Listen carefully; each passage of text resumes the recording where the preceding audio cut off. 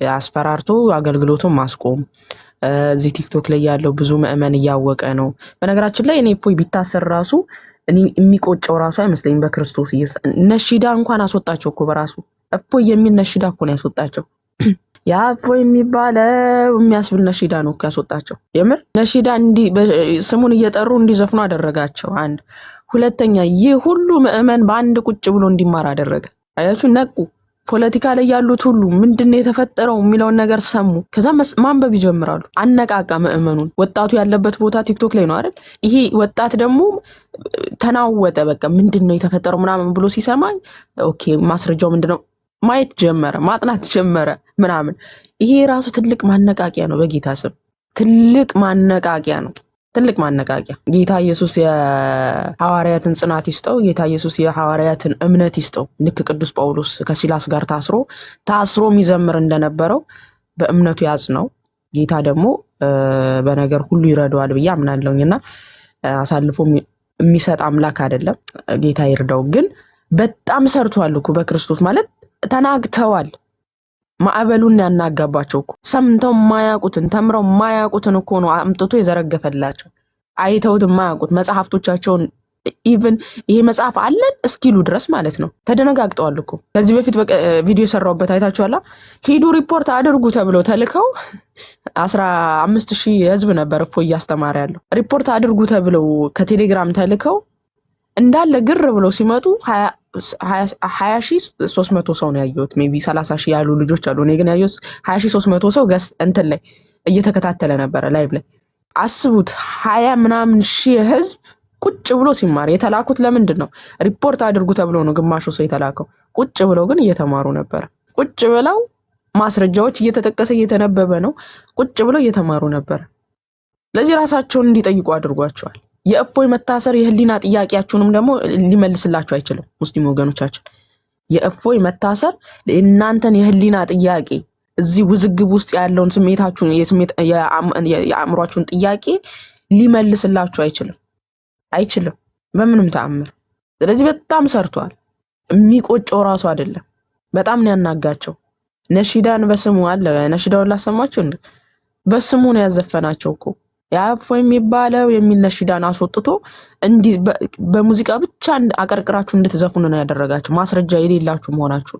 ማስረጃ ያለው ምዕመን ቢሆን ኖሮ ወጥቶ ይኸውና እንወያይ፣ ማስረጃህን አምጣ፣ ነብዩን እንደዚህ ያልክበትን ብሎ ተጋፍጦ። ለምሳሌ እኔ ክርስቶስ ላይ አንድ ሰው ሲዋሽ እና ብዬ ነው የምወያየው። ከዋሽ ማለት ነው ውሸቱን ላጋልጥ። ዋሽቷላ በጌታዬ ላይ ቀጥፏል እና ግባ ውይይት ላይ ብዬ ውይይት ነው የምጋብዘው። ልግደል ልፍለጥ አልለውም። አንደኛ ምዕመኑን ነው ያወከብኝ ከዋሸ ማለት ነው። አይ ልግደል ልፍለጥ ከሆነ ግን ይሄ የተደበቀው ሚስጥርህን ሲያወጣብ ነው ይገደል እያልክ ያለ። የተደበቀው ሚስጥራችሁን ነው ሲያወጣባችሁ የተናደዳችሁት። አንድ ምን መከራችሁ ነገር ሙስሊም ወገኖቻችን ሐዲሳቶቻችሁን በተቻላችሁ መጠን እንደው እኛንም እርዱን በሉን፣ እኛም አዋተን እንረዳችኋለን። በአማርኛ እንዲተረጎም አስደርጉ። በአረብኛ የተደበቀው ሚስጥራችሁ ነው። በአረብኛ የተደበቀው ጉዳችሁ ነው የወጣው። እኛ ራሱ አዋጡ ብትሉን እናዋጣላችኋለን። እናንተ እንድትድኑ ስለምንፈልግ በአማርኛ እንዲተረጎምላችሁ ክርስቲያኑ ማህበረሰብ ራሱ ያዋጣል። የገንዘብ ጉዳይ ካስቸገራችሁ በአማርኛ እንዲተረጎምላችሁ ከፈለጋችሁ ማለት ነው። ማታነቡት በአማርኛ ስለሌለላችሁ በአማርኛ ስላልሆነ ነው። ማንበብም ይቻላል። በነገራችን ላይ አሁን ዘመኑ በጣም የተራቀቀ ቴክኖሎጂ ነው። በአማርኛም አስተርጉማችሁ ማየት ትችላላችሁ። ችግር የለውም። እናንተ የስንፍናችሁ ጥግ ነው እንጂ እዚህ ጋር መታችሁ ውሸት ነው ውሸት አታውቁትም። ሐዲሱ ምን እንደሚጠቀስ ሐዲስ ኪታብ ተጠቅሶ ሐዲሱ ዳኢፍ ነው ብላ የምትከራከር ሙስሊም ናት የምትመጣው። ኪታብ ለምሳሌ ጠበሪ እንደዚህ ያለ ተብሎ ከአልጠበሪ መጽሐፍ ተገልጦ እየተነበበ ሐዲሱ ዳኢፍ ነው ትላለች። ከየት እንደተገለጠ እንኳን አታውቅም። የቱ ጋር እየተነበበ እንደሆነም አታውቅም። ሐዲስ እየተነበበ ቁርአን መስሏት ሌላ መልስ ልትሰጥ የሚገባ እንደዚህ አይነት ናቸው። የት እንደሚነበብ እንኳን አያውቁትም። እዚህ መጥቶ በነሺዳ ከመጽናናት ውጪ መስጂድ ላይ የሚነገራቸውን ከማውራት ውጪ ምንም እንትን የሚሉት ነገር የለም። ቼክ የሚያደርጉት ነገር የለም። ስለዚህ ሙስሊም ወገኖቻችን በቻላችሁት መጠን ወደ አማርኛ እንዲተረጎምላችሁ ጠይቁ። ወደ አማርኛ እንዲተረጎምላችሁ አድርጉ። እኛም እናግዛችኋለን። ሐዲሳቶቻችሁ በአማርኛ እንዲተረጎምላችሁ ከምንም በላይ ቀጥሉ። ብሩክ ይቀጥል። አልገያቸውም እንደ አባተን ብልት ነከስ ቢል መጽሐፍ አሁን ወደ አማርኛ ሲተረጎም ሼም እኮ ነው። እንዴት ብሎ ይተረጎም? አንድ ትልቅ ሰው ምን አለ? እስልምና በሰይፍ ተስፋፋ በኢንተርኔት ጠፋ ብሎ ትንቢት ተናግሮ ነበረ ከሆነ ጊዜ በፊትና አሁን ያ ትንቢት የቀረበ ይመስላል ነገሩ። ደግሞ እኔ ምን አረጋችሁ ነው ሙስሊሞች ፎቶ የሚለጥፋችሁት? እስኪ እንደሆነ አቅናው ምን አረጋችሁ ነው? እንትን ብለህ እኮ ነው ምንድነው የአላህ ወጣት ጺም የሌለው ወጣት ሆኖ አየሁት ብሎ መሐመድ የተናገረው እንትን ላይ እሱን ሐዲስ ስታብራራ እንዴ አላህ ጺም የሌለው ከሆነ እኔ ጺም አለኝ እኮ ይኸው ብላ አሳየ። በሐዲሱ መሰረት ጺም የለውም ይለናል። ወጣት ሆኖ ጸጉራም ሆኖ አየነው ይላል ሐዲሱ። መሐመድ በአረንጓዴ ስፍራ አላህን ወጣት ጺም የሌለው ጸጉራም ሆኖ አየሁት ብሎ ተናገረ። ሶስቱን እያነበብክ ማለት ነው። አንዱ እሺ፣ ሰላም እንዴት ናቸው? እንዴት ነው? በጣም ሰላም ነው። ኦኬ እሺ፣ አንድ ጥያቄ ልጠይቅህ። ከጥያቄ በፊት ግን መጀመሪያ ማውራሽ ነገር አለ። ሳውራሽ በሌላ ነገር ሳይሆን መልካም የሆነ ውይይት ወይም ደግሞ ወደ አንድ ምህዳር እንድንጓዝ ሊያደርግ የሚችል የመግባባት እንትን እንዲኖረን እኔ የትኛውም እምነት የመሳደብ እንትን የለብኝም። ማንኛውም ሰው እምነት ሪስፔክት አደርጋለሁ፣ አከብራለሁ። ማንም ሰው ባመነበት ነገር የመቀጠል መብት አለው። ከዚህ አንጻር እምነቴን የምትሳደቢብኝ ከሆነ አልጀምርም መወያየት። ገብቶሻል? ሙስሊም ነኝ። እንደ ሙስሊምነቴ ነቢዩ ሰለላሁ ዐለይሂ ወሰለም ወይም ደግሞ ኢሳ ወይም ኢየሱስን የምትሰድቢብኝ ከሆነ ወይም ሌላ መርየም የሚነካን ነገር የምትሰድቢብኝ ከሆነ ውይይቱን አልጀምርም። ማንኛውም ነገር ከማክበር እኛ እንሳደብም። ማስረጃው ነው። ማስረጃው ስድብ የሚሆንበት ምክንያትም የለም። እኔ አልተሳደብኩም አልሳደብምም። አሁን ወደ ውይይቱ እንግባ፣ እንቀጥል። በእስልምና ዝሙት ምንድን ነው? እስቲ ግልጽ አድርግልኝ። ዝሙት በእስልምና ምንድን ነው? እንዴት ነው ዝሙት የሚባለው? አንድ ነገር ኦኬ። በእስልምና ዝሙት ማለት ካልተፈቀደለት አካል ጋር እንደ ሸሪያ እንደ እስልምና አስተምህሮትና እንደ እስልምና ሕግ ካልተፈቀደለት ሴት ጋር መተኛት ዝሙት ይባላል። ልክ በየሆቴሉ በየምናምኑ ጥጋጥግ እንደሚተኙት ያው የሚታወቁ ሰዎች ማለት ነው። እንደነሱ የሚወልዱ ሰዎች ስሜታቸውን ተከትለው እምነት አልባ ሆነው የሚወልዱ ዝሙት ይባላል። ያለ ኒካ ግንኙነት ዝሙት ነው በአጠቃላይ አይደል? ኦኬ እሺ። አሁን በጣም ጥሩ ፖይንት አንስተሃል ወንድማችን። ምንድነው ያለው? በየሆቴሉ ሴተኛ ዳሪ የሆኑ ሴቶች እንደዚህ አይነት ነገር የሚፈጽሙ ዝሙት ነው የሚሰሩት አለን። ይሄንን ነገር ትክክል ነው ብሎ የሚያምን አካል ስህተት ነው አይደል? ወይም ደግሞ ትክክል ነው ይሄ ነገር ብሎ የሚናገር ሰው እነዚህ ሴተኛ ዳሪዎች የሚሰሩትን ነገር ትክክል ነው ብሎ የሚል ሰው ጤነኛ ወይም ትክክለኛ ሰው ነው ብለህ ትቀበለዋለህ? አሁን ቀጥታ ወደ ጥያቄ ሂጂና ምናልባት አሁን ዝሙት ነው ብለኸኛል። ዝሙትን ይሄንን ትክክል ነው የሚል ሰው ትክክለኛ ነው ብለህ ትቀበለዋለህ? እቀበለዋለሁ ወይም አልቀበለውም ብቻ በቃ። እስልምና የሚያስቀምጠው መጀመሪያም ምንድን ነው? ትቀበለዋለህ ወይስ አትቀበለውም? ትክክል አይደለም ማለት እኮ ነው። ትቀበለዋለህ ወይስ አትቀበለውም? አሁን ሴተኛ ዳሪ ነው እኔ ሳይሆን የምቀበለው ሸሪዓ ስለማይቀበለው አንተን ነው የጠየቅኩት። አንተ ሴተኛ ዳሪዎች የሚሰሩትን ነገር እስልምና የሚፈቅድ ነገር አደርጋለሁ፣ እስልምናን የሚጻረር ነገር ተዋለሁኝ። ስለዚህ የሚጻረር ከሆነ ተዋለሁ። እሺ አንዴ አዳምጠኝ ወገናችን። ሴተኛ ዳሪዎችን የሚሰሩትን ነገር ዝሙት ነው ብለሃቸዋል። ያንን የሚሰሩትን ነገር ትክክል ነው ብሎ የሚያበረታታን ሰው ትክክል ነው ብለህ ትቀበለዋለህ ወይ ነው አንተን የጠየቅኩ። ወደ አስተምሮት ጋር አልገባውም። እኔ አሁን ያንተን ሞራል ነው ያንተን ሞራል ነው እንትን እያልኩ ያለሁት አይደል? የኔ ይኸውልሽ፣ ቆይ ጥሩ የኔ ሞራልና አሁን አስተምሮት ጋር ማንም አልጠየቀም። አንተን እየጠየቅኩ እስልምና ጋር የሚጻረር ከሆነ ማንኛውም ነገር እተዋለሁ አንተ። ስለዚህ ሴተኛ ዳሪ የሚሰሩ ሴቶች የሚሰሩት ነገር ትክክል ነው ብዬ አላምንም ነው አይደል እያልከን ያለው? ኮፒ ሊንክ አድርጉልኝ፣ ምልክት እያሳየኝ ነው ጋይስ። አንድ ጊዜ ቆይ፣ የሆነ ምልክት አመጣብኝ። እንደገና አንድ ጠብቀኝ ትንሽ ደቂቃ። ቢኒ ሱራ 4 ቁጥር 24ን ክፈትልኝ። እስከዛ ቢኒ አለ? እኔ እኮ ስራ ቦታ ነኝ ያለው። ቪኪ በቃና ክፈት። ቪኪ አለ ክፈትልን። እንግዲህ እንደ ወገናችን እንትን ምንድን ያለን ሴተኛ ዳሪነት፣ ይሄ ሴተኛ ዳሪዎች ለሁለት ቀን ለሶስት ቀን ምናምን አይደለ ከወንድ ጋር የሚገናኙት እነዚህ ነገሮች ዝሙት ናቸው ብሎናል። በትክክል ዝሙት ናቸው። ይሄንን ካዲያ ማን የፈቀደው ብለን ስንል ቁርአንን የፈቀደው ወንድማችን ምን ይላል? ከሴቶችን በባል ጥብቆች እጆቻችሁ በምርኮ የያዟቸው ሲቀሩ በእናንተ ላይ እርም ናቸው። ይህን አላህ በእናንተ ላይ ጻፈ። ከዚያችሁም ከተከለከሉት ወዲያ ጥብቆች ሆናችሁ ዝሙተኞች ሳትሆኑ በገንዘቦቻችሁ ልትፈልጉ ለእናንተ ተፈቀደ አለ። በደንብ አስተውል። በምናችሁ? በገንዘቦቻችሁ ልትፈልጉ ለእናንተ ተፈቀደ። ከእነርሱም በእርሱ በመገናኘት የተጠቀማችሁባቸውን ሴቶች ምህሮቻቸውን ግዴታ ሲሆን ስጧቸው አለ። በገንዘብ የምትፈልገው ምንድነው? አንዱ ይሄን የቁርአን አያ ወይም ደግሞ ንሱሱል ሰበብ የሚባል ነገር አለ። ይሄን የቁርአን አያ የወረደው ለማን ነው ለምንድን ነው የሚለው ነገር ከመጀመሪያ ጀምሮ ከላይ ጀምረሽ አውርደሽ እንትን በይልኝ። ልክ የሱራው አያና እንትን ይዘሽ እነዚህ እንትን ነው በጦርነት ላይ በነበሩ ሰዓት እነዛ ጦር የሚዋጉት ሱሐቦቹ ሚስቶቻቸው መገናኘት አልቻሉም ነበርና መሐመድ መጥቶ ሙታ ተፈቅዶላቸዋል አድርጉ አላቸው። በገንዘብ ከሴቶች ጋር መገናኘት ባላችሁበት ነው አይደለም? ለዛ አይደለም። እስቲ ተፍሲሩን አንተ ሰበበ ነዙሉን አውጣና አሳየንሽ። ጥሩ።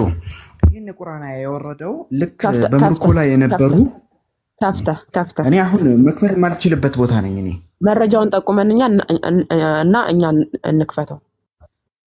አይዋ ማንኛውም የቁርአን አያ ሲወርድ ወይም ደግሞ ንሱል ሰበቡን የወረደበት በነገራችን ላይ እኔ ከእናንተ ሆነ ወደ እስልምና የመጣሁት በቅርብ ማለት ነው። ሶዛት አንዴ አሁን ከእናንተ ከዚህ የሚለውን ነገር እሱን ማስታወቂያውን በኋላ ትሰራላችኋለህ፣ ችግር የለም።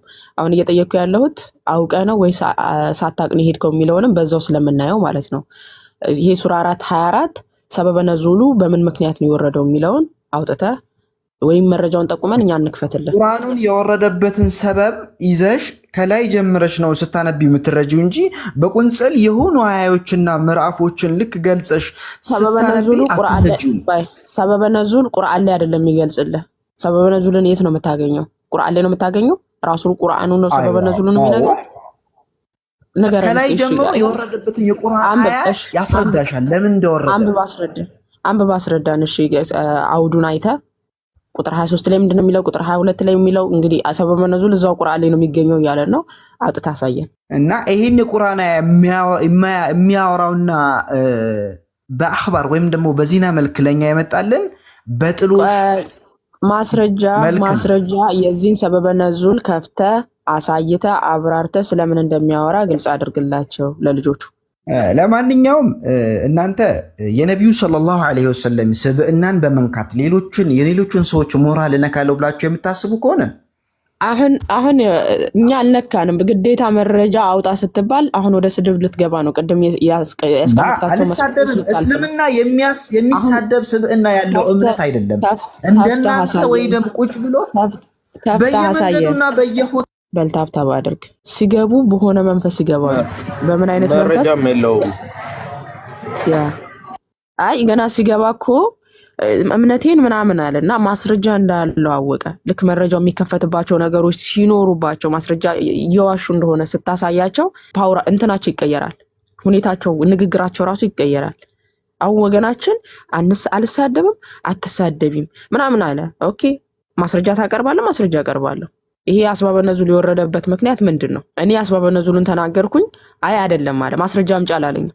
እኔ ማስረጃውን ከፍቼ ማሳየት እችላለሁ በምን እንደወረደ ማለት ነው። ማስረጃ አምጪ ሳይለኝ አይ አይደለም ሌላ ነው አለ። ኦኬ አንተ የምትለውን ከፍታ አሳይ አልኩ። ማሳየት አልቻለም። እና ሰበበ ነዙል የት እንደሚቀመጥ እንኳን ወገኖቻችን ለማወቅ ብትሞክሩ። እሺ ሌላ ሙስሊም እናስገባ። የቅድሙን የቁርአን አንቀጽ ንገሪኝ እስቲ ላውጣው። ሱራ 4:24 ሱራ 4:24 ቆይሽ አንድ ጊዜ ቆይ። አረብኛ ታነባለህ ወንድማችን? ሙባረክ አታነብም? አልችልም። አረብኛ አልችልም። ኦኬ እንግሊዘኛስ? ሱራ ስንት? እንግሊዘኛውን ትችላለህ? 4 ናት። እንግሊዘኛውን ትችላለህ? አማርኛውም ሱራ 4:24 ነው ያልሽኝ? አለ አሎ እሺ አሁን የሚያስፈልገው በገንዘቦቻችሁ ልትፈልጉ ለእናንተ ተፈቀደላችሁ ይላል። ምንድነው በገንዘቦቻችሁ የምትፈልጉት? ቆይ እስቲ መጀመሪያ ሊዮሽ ተፍሲሩ ሊዮና አንቺ የተረጎምሽውን ነው ያለንስ ላስፋ መክፈት ትችላለህ? አይ እኔ በእንትን ነው በታብ ነው እየተጠቀምኩ ያለሁትና በአንድ ስልክ ነው።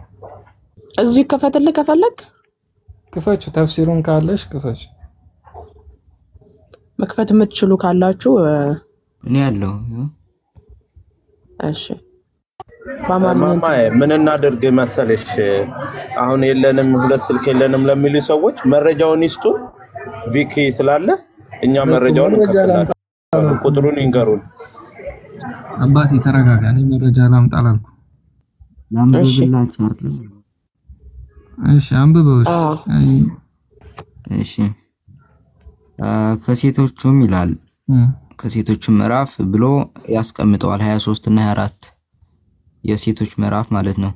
አሁን ያውኑ ክፍል ያሉት አንቀጽ የወረዱበት ምክንያት ይልና ሙስሊሞች ያውጧስ ዘመቻ ይላል። በያውጧስ ዘመቻ ዕለት ባል ያላቸውን ሴቶች በምርኮ ይዘው ስለነበር ባል ያላቸው ከእነዚህ ምርኮኛ ሴቶች ጋር የግብረ ስጋ ግንኙነት ይፈቀዳልን በማለት ጠየቁ። ለምን ደበራቸው ባል ካላቸው ሴቶች ጋር ግብረ ስጋ ግንኙነት ማድረጉ በማለት ጥያቄ ሲያቀርቡ ምላሽ ሆን ዘንድ ይህ አያ አንቀጽ ወረደ ይልና ምላሽ ምንድነው የሚለውን ስትመለከተው ባል ያገቡ ሴቶች በጦርነት እጆቻቸው በምርኮ ያዟቸው አገልጋዮች ሲቀሩ በእናንተ ላይ እርም ናቸው ይላል። ያው ባል ያላቸው ሴቶች በምርኮ ያዟቸው ምንም ችግር የለውም። ከእነርሱ ሲቀሩ ያልያዟቸው ግን ባል ቢኖራቸውም አትጠጓቸው ማለት ነው። የተያዙ ከሆኑ ግን ምንም ችግር የለውም። አነበብኩት እኮ ይህን ህግ አላህ በእናንተ ላይ ደነገገ ይላል። በነገራችን ላይ ይሄኛው ቁርአንና ይሄኛው ልዩነት አለው። በጣም ከባድ ልዩነት አለው። ጀመረ እንግዲህ ዝም ብላ አይ ግረ መንገዴ ነው ሁለቱም ትርጓሜዎች። እሺ ያው ላንብብልህ። ከነዚህ ከተከተሉት ሌላ ጥብቆች ሆናችሁ ዝምተኞች ሳትሆኑ በገንዘቦቻችሁ ደግሞ ሌላ ጋብቻን ልትፈልጉ ለእናንተ ተፈቀደ። እናም ከእነርሱም መገናኘት የተጠቀማችሁባቸውን ሴቶች መህሮቻቸው ግዴታ ሲሆን ስጧቸው። ከመወሰን በኋላ በተወደዳችሁበት ነገር በእናንተ ላይ ኃጢአት የለም። አላህ አዋቂና ጥበበኛ ነው እኮ። ገንዘብ ምናምን የሚባል ነገር የለም። በገንዘብ መግዛት ምናምን የሚባል የለም። ግን ባሪያ ሴት ያው በገንዘብ ምንድነው በገንዘብ መግዛት የለም ይለናል። አንድ አዳምጥ። በገንዘቦቻችሁ እዛ ጋር ምልክት ያደረገልን ምንድነው? ምልክት ያደረገልን አንብበው እስቲ። ያው ነገር እዛው እኮ እሱ ራሱ እኮ አነበበልሽ እኮ በሌላ ሴት ምንድነው የሚለው? በገንዘቦቻችሁ ማድረግ ትችላላችሁ ነው።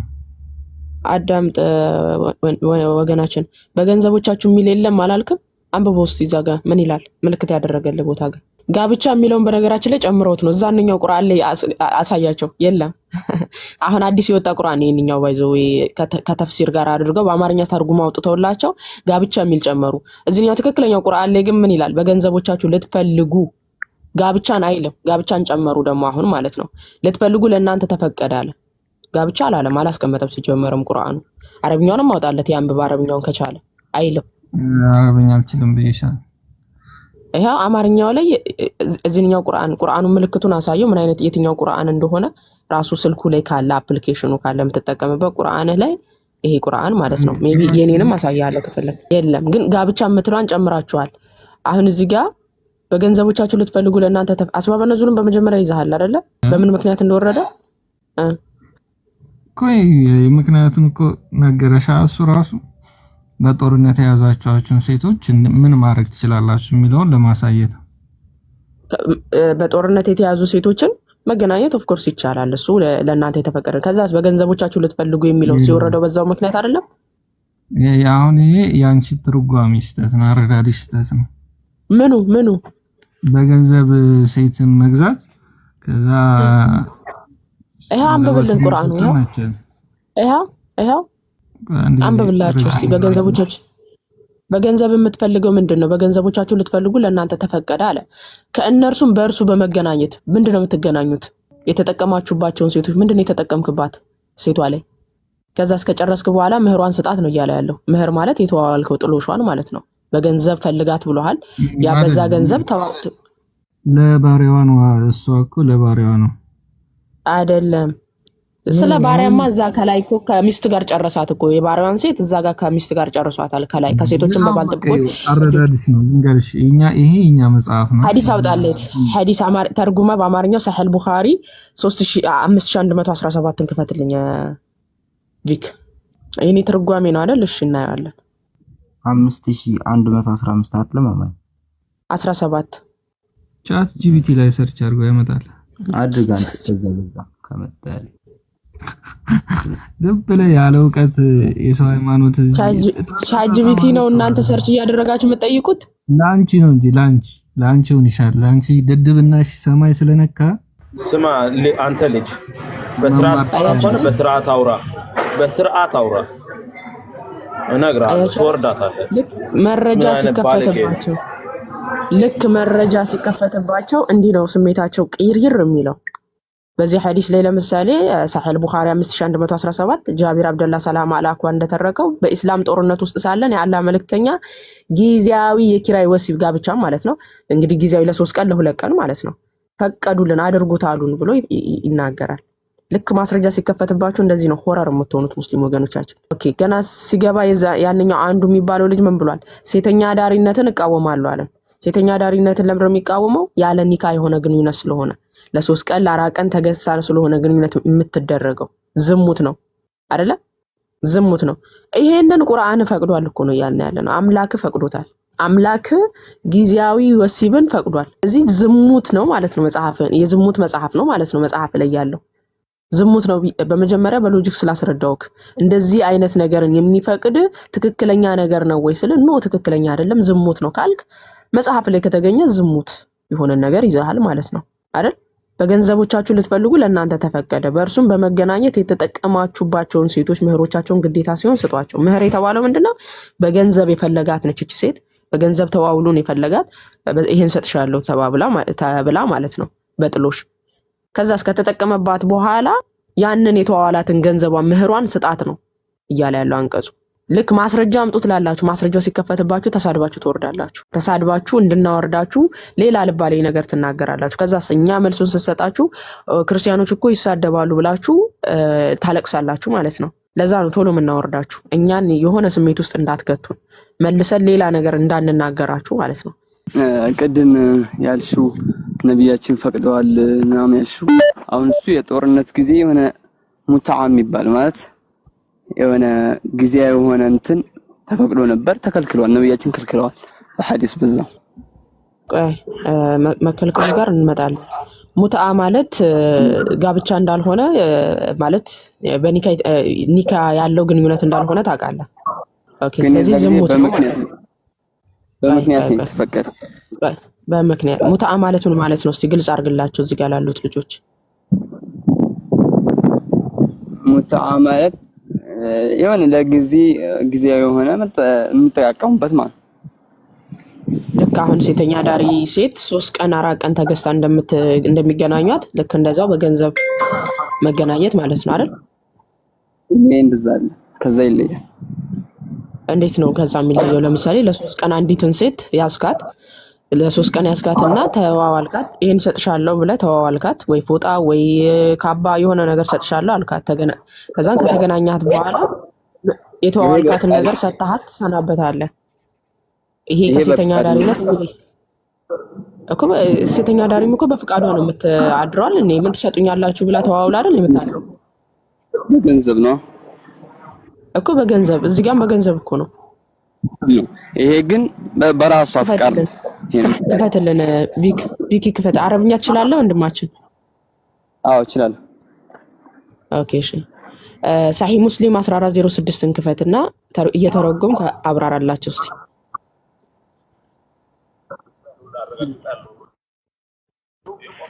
ሙስሊም ቆይ ይከፍትልሃል። ቪዲዮ የሚከፍትልኝ አይመስለኝም። ይሄው ይከፍትልሃል እያወጣልህ ነው። እሺ አረብኛውን አድርግለት፣ እየተረጎምክ አብራራለሁ፣ አቅልምለት።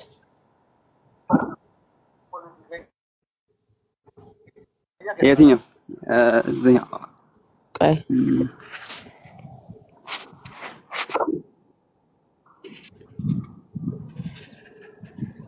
ቀረብ አድርግለት ቪኪ።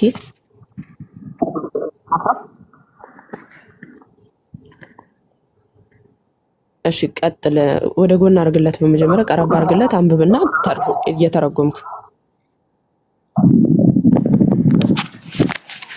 እሺ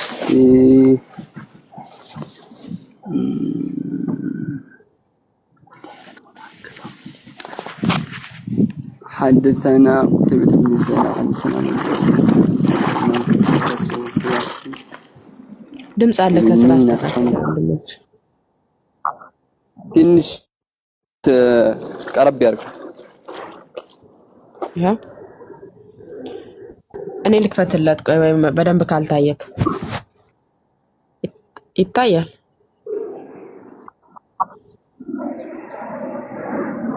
እሺ فانطلقت انا من بني كان الى امرأة ድምጽን ጮክ አድርገህ እየተረጎምክላቸው ማን ነው ወንድሞች? እሺ ትንሽ ነው የሚያነባው። እንዴት ነው ወደ ጎን አድርግልኝ ምናምን እያልክሽ አጥን ጠበብ አድርገውና ሰራጁ ረምል ትንሽ አጥባውንም ትንሽ ሰፋ ለመስለኝ ብዙም ሙሉ አይታይም። ድምጽህን ጮክ እያደረግክ ተርጉምላቸው። ለራስህ እኮ ነው እየተረጎምክ ያለው ወንድማችን። ምእመኑ እኮ አንተንም መስማት ይፈልጋል አይደል? እሺ أنه قال أذن لنا رسول صلى الله عليه وسلم ነብያችን ፈቀዱልን ይላል። ሙትዓ የሚባለው የቀደም የነገርኩሽ ጋብቻ እንደ ጋብቻ ነው። ከዛ ሙትዓተ ፈንጠለቅቱ እኔ ሄድኩኝ አነ ወረጁልን እኔና የሆነ ልጅ ኢለ ምርአቲን ሚን በኒ ዓሚር ከበኒ ዓሚር ጎሳ የሆነች ወደ አንድ ሴት ሄር كأنها بكرة عيطاء فعرضنا عليها أنفسنا فقالت ما تعطي فقلت بدائي من تسد الله مالت أنا مهر مالت እነሱ ምን አይነት ጥያቄ ያቀረቡላት?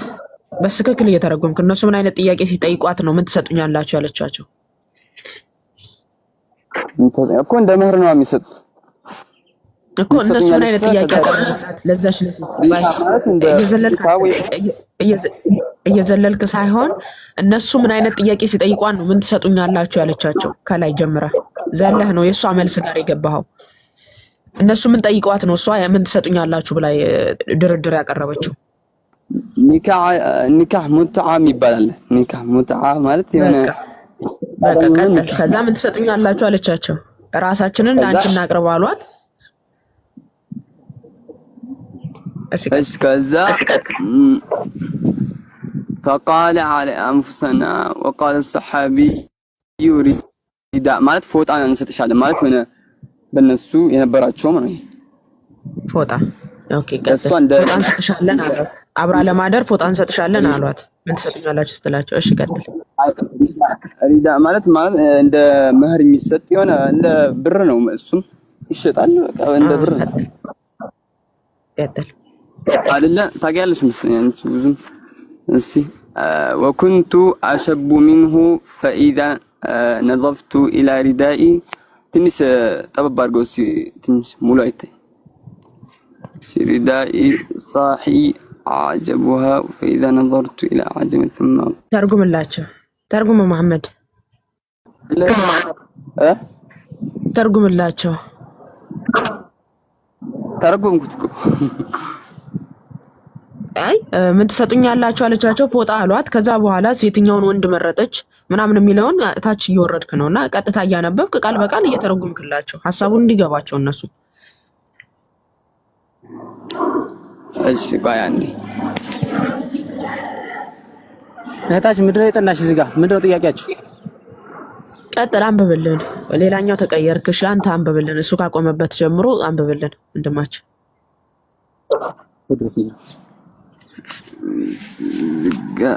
رداء منه رداء وقال صاحبي رداء لي وكان رداء صاحبي أجود من ردائي ከኔ ፎጣ የተሻለ የጓደኛዬ ፎጣ የሚለበሰው ነገር የተሻለ ስለነበረ وكنت أشب منه እኔም ደግሞ ከሱ የተሻለ ወጣትነት ስለነበረብኝ فإذا نظرت إلى رداء صاحبي የጓደኛዬን ፎጣ ወይንም ልብስ በምታይበት ሰዓት አዕጀበሃ ፎጣው ደስ ይላታል وإذا نظرت إلي أعجبتها ወደኔ ደግሞ ስትመለከት እኔ የተበለጠ ከሱ በተሻለ መልኩ የተሻለ ሆኜ እታያታለሁ ثم قالت أنت ورداؤك يكفيني አንተና ፎጣህ ይበቃኛል በማዕና ያው አንተን መርጣለሁ ነው አንተን መርጣለሁኝ አለች ከዛ ከፈመከስቱ معها አትወዝውዘው ፈመከስቱ معها ثلاثا ከዛ እሷ ጋር በዛ መልኩ ተስማምተው ኒካሁ ተፈጽሞ ያን መቀበል ያለበትን ፎጣውን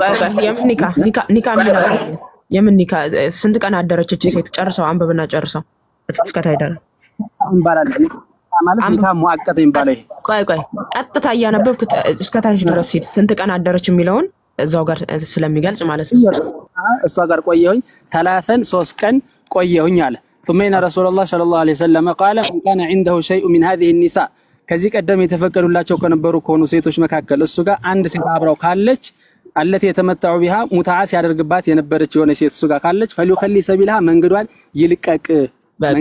ይልቀቅ ቢማና መንገዷን ይልቀቅ ማለት ቴንክ ዩ አሁን ይልቀቅ ማለት አዳም ጃስርሽ ይخلي ማለት ምን ማለት ነው ይልቀቅ መንገዷን ይልቀቅ ማለት ነው ኒካህ ኑሮ ነው እንጂ ኒካህ ባይኖር ነው ቆይ ኒካህ የሚል እዚህ ጋር አሁን ታሳየናለህ ሲጀመር ኒካህ የሚል የቱ ጋር ነው አንብብልን እስቲ ኒካህ የሚል እዚህ ሐዲስ ላይ አይታል ለሶስት ቀን ግንኙነት ኒካህ የቱ ጋር ነው ኒካህ የሚል አሳየን እስቲ ይመራርኩ እኮ ሙታ ማለት ኒካህ ሙታ ነው ቆይ ለሶስት ቀን እሺ አንድ ጊዜ ስለዚህ አሁን ወገና ምንድነው እያለ ያለው እቺ ሴት በምንድነው ተገስታ የሶስት ቀን ያደረችው ከዚህ ወንድ ጋር በፎጣ ከዛም ፎጣ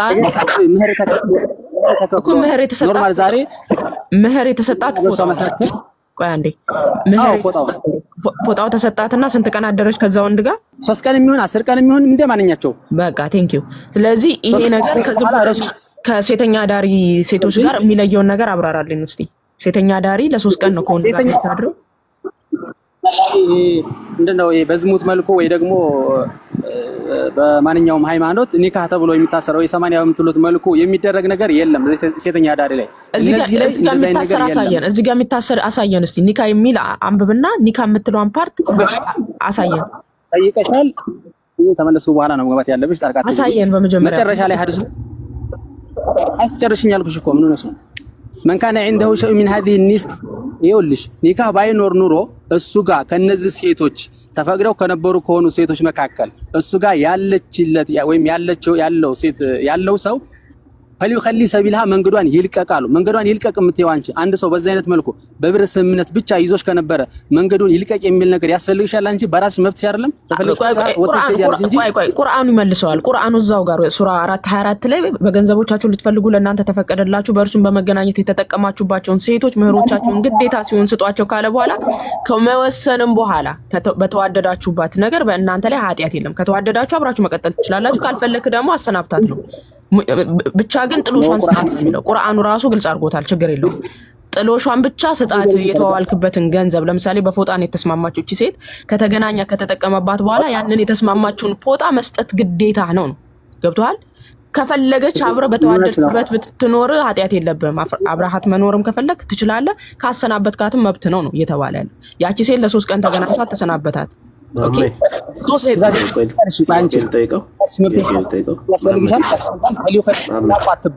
እስቲ ድምጽህን አስተካክል ይሰማችኋል መሐመድ ይሰማል በደንብ የሚሰማ እሺ ስማኛ እንዴ ምንድነው ኒካ ነው እያልክ ነው አንተ ይሄ ይሰማኝ መጀመሪያ ኒካ ነው ስለ ሐዲሱ فليخلي سبيلها ማለት ይልቀቅ ማለት ምን ነው ይልቀቅ አይደለም አንቺ ያሰርሻትን ነገር እንጂ ልቀቅ የምትባይ አይደለም ለሶስት ቀን ታስካት ያችን ኒካ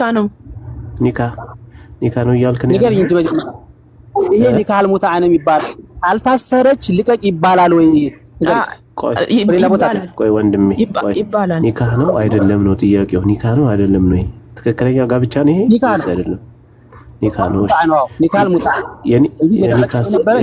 ቆይ ስማኝ የኒካ ሸርጦችን ንገረኝ ምንድነው ኒካ የሚያስፈልገው አንድ ሴት ኒካህ ለማድረግ ምን ያስፈልጋል? ኒካህ በሰዓቱ ይሄ አወለል አህድ ላይ ነው፣ አወለል አምር ላይ ነው። አወለል አምር ላይ አሁን ባለው ሁኔታ ኒካህ የሚባለው ነገር ሰጢታ ያስፈልጋል፣ ተቀባይ ያስፈልጋል፣ እንደገና ሁለት ሸሂዶች ያስፈልጋሉ። አዲል የሆኑ ሁለት ሸሂዶች ያስፈልጋሉ። ይሄ ባለው ምስክርና አሳዳጊ እሺ ተጋጋ ጠይቀሃል ስመልስልህ ከዛም በኋላ ምላሽ ላይ ያለውን ነገር ነው እንከናለህ ለታንሳም ሲል አስጨርሰኝ። በፊት በነበረው ነው ይሄ ኒካህ ሙአቀት አሁን አይቻልም። ልንገርህ ይሄ በፊት የነበረው ኒካህ ቀናቀደው ኒካህ ችግር የለም። እሱን አልጠየቅም። በቃ ቴንክ ዩ ወንድሜ። ኒካህ ለመባል ቆይ ወንድሜ ኒካህ ለመባል መጀመሪያ ሆኖ የኒካህ ስርዓት ይሄን ይመስላል። ለመባል ኒካህ ለመባል ሁለት ምስክር ያስፈልጋል። ከዛ ደግሞ አሳዳጊ ያስፈልጋል ማለት ነው አይደል? ይሄ ነው አይደል? ሸርጡ መስፈርቱ አይደል? በስርዓት ላስረዳ ዝም ብለህ እንትን አትበሉ። ጥያቄ ልጠይቅህና ታስረዳለህ። እኔ አልጠየቅኩም ከመለስክልኝ እኔ ያልጠየቅኩም ከመለስክልኝ ድምጽ አይሰማም። ማሜ ድምጽን ከፍ አድርግ። እንግዲህ መጫወች እኔ ይሰማኛል። አሁንስ እሺ አሁን ይኸውልህ ወንድ እሺ ከተሰማ ስማኝ። ይኸውልህ ስማኝና ትመልስልኛለህ። ኧረ ስማኝና ትመልሳለህ። ጠይቅ። እሺ ልጠይቅ። ለምንድን ነው ጠያቂህን ሰምቼህ እኮ ልጠይቅ። ኧረ ፌር አይደለም። ልጠይቅህና ምን ስንት ጊዜ እሺ ምን ጥያቄው የማይሰማህና ነው የምትመልሰው ልመልስ የምትለው? እሺ ምንድን ነው ብለኸኛል እየነገርኩህ። እሺ ቀጥል። እሺ ተናገር። መጀመሪያ አካባቢ ላይ የነበረው ኒካሁ በእነሱ መካከል ስምምነት ኒካሁ ይታሰራል። ኒካሁ ምንድነው እነሱ በመካከላቸው የሸሂዶች መሆን ሊሆን ይችላል፣ ላይሆንም ይችላል። እንደዚህ ነገሮች መስፈርቶች ሳይደረጉ መስጠት ያለበትን ገንዘብ ሰጥቶ ኒካሁል ሙታኢ የሚባለው ነገር ይታሰራል እንጂ ይሄ ዝም ብሎ እንደሚሸጠው አይደለም። ለዛ ያ ቢያይሆን ኑሮ መጨረሻ ላይ ምን ብሏል ሐዲሱ? ቅድም በራሴ ያየው ፈሊኸሊ ሰቢላ ይኸሊ ማለት ነው። በነገራችን ላይ አምር ነው። አምር ምንድነው? ሙዳሪ ይባላል። ይኸሊ ይልቀቅ ነው። ይልቀቅ ትእዛዝ ነው እያዘዟቸው ያለው። ስለዚህ ኒካህ ባይኖር ኑሮ ይልቀቅ የሚል ትእዛዝ አያስፈልገውም። ሲጀመር ባይኖር ኖሮ የሚል ነው ማስረጃው ራሱ ማለት ነው። ችግር የለም። አሁን እንግዲህ ኒካህ የሚባለውን አሁን ጋብቻ የሚባለውን ሸርጥ እንደማያሟላ እሱ ራሱ ምክንያቱም ጋብቻ የሚባለው ኒካህ የሚባለው ሁለት ምስክር ያስፈልጋል፣ አሳዳጊ ያስፈልጋል። አንዴ ስትናገር ሰምቻለሁ። ፕሊዝ ስማ። በየጊዜያቱ ያያል ሰምቻለሁ። በአደም ሰዓት አንድ ልጅ አንድ የሚውት አድርግ ሰምቶሃል። እሱ ይቀጥልና ከዛ አንተ ቀጣይ ትቀጥላለህ። ሰምቶ ካዳምጠሃል። በዛው ሰዓት ምን እንደሚያስፈልግ ከፈለክ ልናሳይ እንችላለን። በዛው ሰዓት ላይ ትክክለኛ ኒካህ ምን እንደሚያስፈልገው የተነገረበትን ቦታ እናሳያለን ካስፈልግ። አሁን እንትን አትበል ስትያዝ ምንድነው ኒካህ ማለት? ጋብቻ የሚባለው ነገር ሸርጥ አለው ወይም ደግሞ መስፈርት አለው። አንደኛ ሁለት ምስክር ያስፈልጋል፣ ሁለተኛ አሳዳጊ መስጠት አለበት ማለት ነው። በዚህ መስፈርት ነው። ከዛ መህር ይባላል። መህርም አይደለም እዚህ ጋር ክፍያ ነው የሚለው። በነገራችን ላይ የተጠቀማችሁበት ሁጁሩና ማለት ክፍያቸውን ማለት ነው።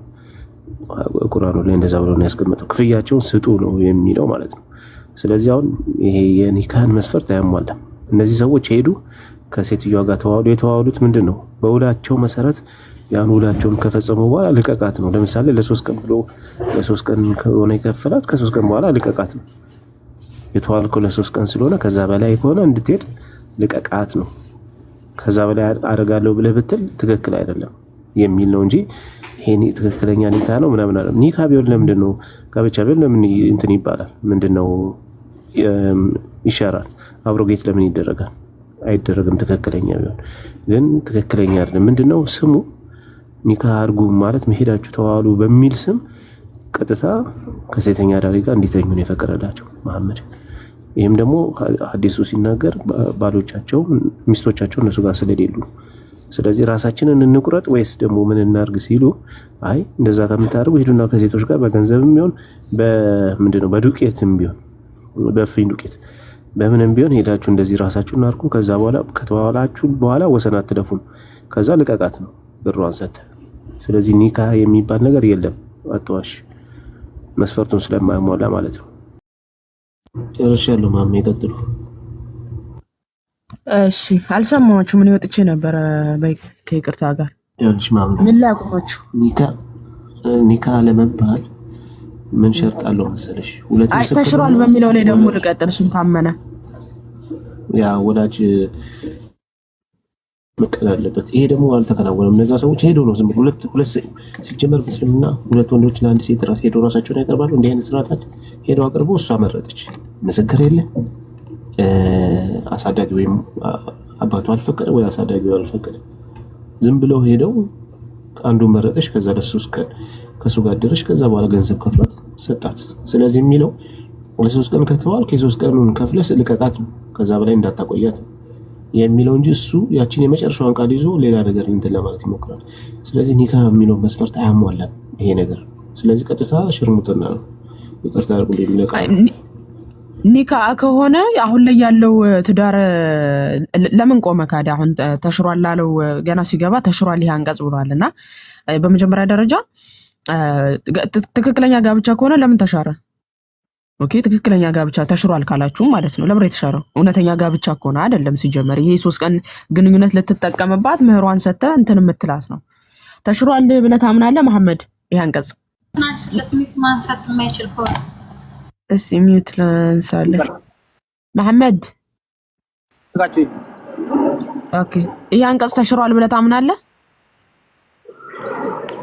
ምን ነው ማሰብ የላችሁም? ነገርኩሽ እኮ እሱ ተሽሯል። ይሄ በእኛ ብቻ ሳይሆን በእናንተም ላይ ያለ ተሽሯል ብለህ ታምናለህ ወይ ብቻ ነው ብዬ ጠየቅኩ። ማሰብ የላችሁ ምናምን እሱን ኪስ ያዘው። አሁን ስድቡን በኋላ ኪስ ያዘው።